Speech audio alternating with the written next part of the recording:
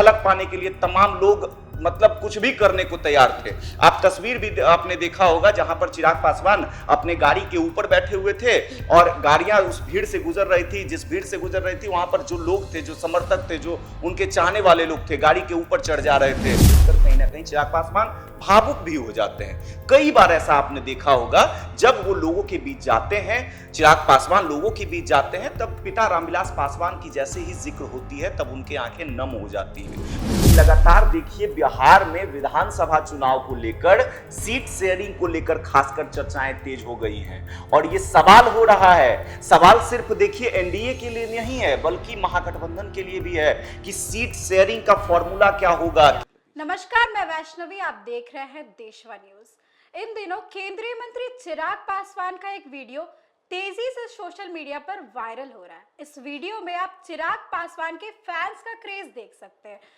यह वीडियो मोकामा के चाराडी का है जब चिराग पासवान वीर शिरोमणि जौहरमल की जयंती पर पहुंचे थे।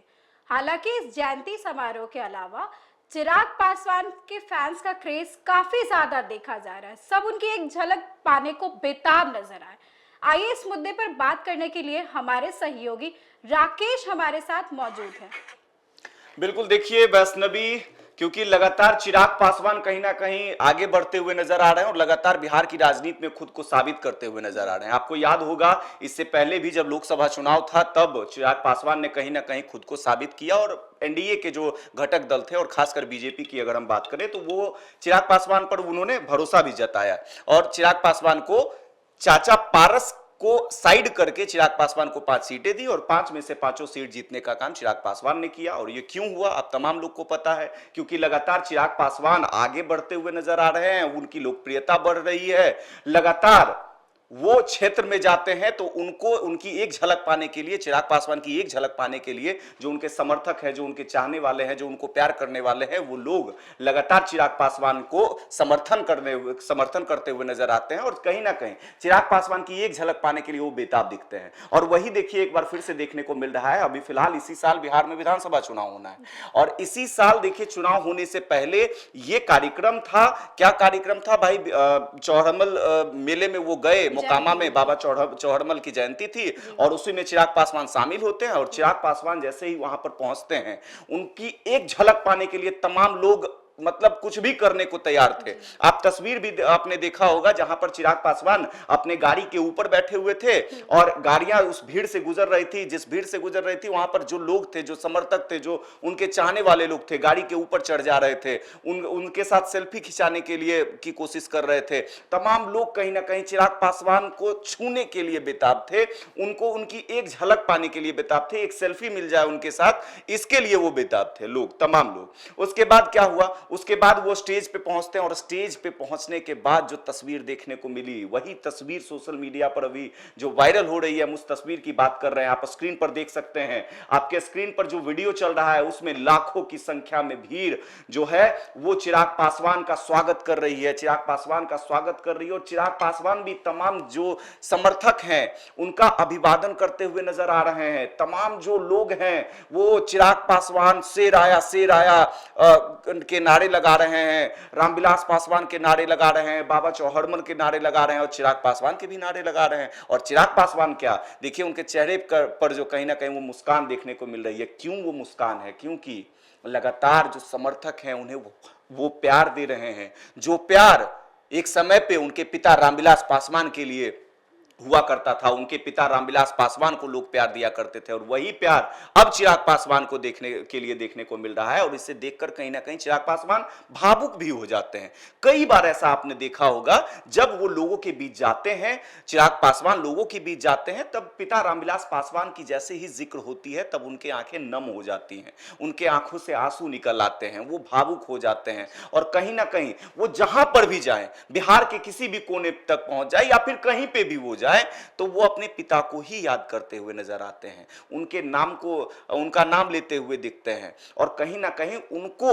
आगे रखकर वो पीछे पीछे चलने का काम कर रहे हैं और धीरे धीरे वो आगे जो बढ़ रहे हैं उसके साथ साथ सफलता भी उनके पीछे चल रही है। और वही देखिए अभी फिलहाल इस तस्वीर में देखी जा सकती है, क्योंकि जो लोग हैं वो बेताब हैं, वो एकदम मतलब कुछ भी समझने के लिए तैयार नहीं है, बस चिराग पासवान के नारों में धुन हो गए हैं। उन एक होता है ना, जब कोई म्यूजिक चलता है तो खुद ब खुद झूमने लगते हैं लोग, वही वहां पर देखने को मिल रहा है कि चिराग पासवान की नजर जैसे चिराग पासवान का एक झलक मिला, वो तमाम लोग झूम उठे और चिराग पासवान भी मगन हो गए हैं,